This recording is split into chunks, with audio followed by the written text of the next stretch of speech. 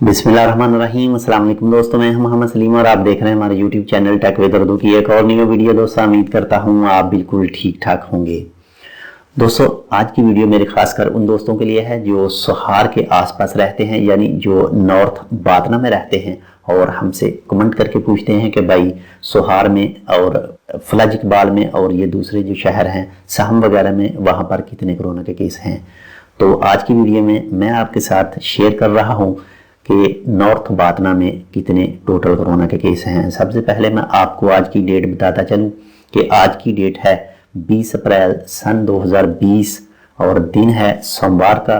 और इस वक्त जो मैं रिकॉर्डिंग कर रहा हूं इस वक्त सुबह के 7 बज रहे हैं। तो सबसे पहले मैं आपको बताता चलूं कि जो महकमा ऑफ हेल्थ है ओमान का, उनके मुताबिक सोहार की लोकेशन में कोई भी केस रजिस्टर नहीं है। अगर आप एक्सप्रेस रोड पर सफ़र करते हैं तो सोहार से थोड़ा पहले एक छोटा सा इलाका आता है हजीला का, वहाँ पर मार्किंग की गई है हुकूमत ऑफ ओमान की तरफ से। जो महकमा सेहत है उनके मुताबिक वहाँ पर तकरीबन 44 केस रजिस्टर हुए थे। ये आप पिक्चर में देख सकते हैं, उस इलाके का नाम हजीला।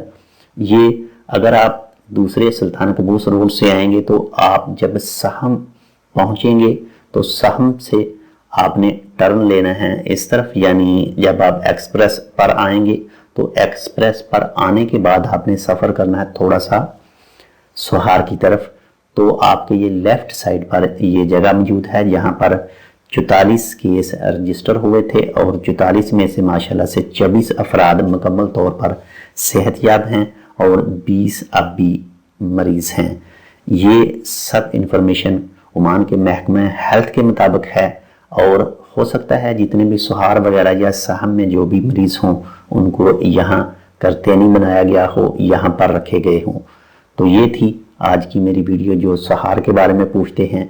एक बार फिर बताता चलूँ, ये नॉर्थ बातना का हो सकता है हुकूमत ने यहाँ करतेनी बनाया हो जहाँ पर ये शो कर रहे हैं, यानी मार्क किया हुआ है हुकूमत ऑफ ओमान के महकमा सेहत ने।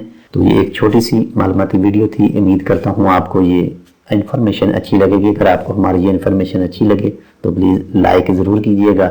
मिलते हैं इंशाल्लाह किसी दूसरी अपडेट के साथ, तब तक के लिए अल्लाह हाफिज़।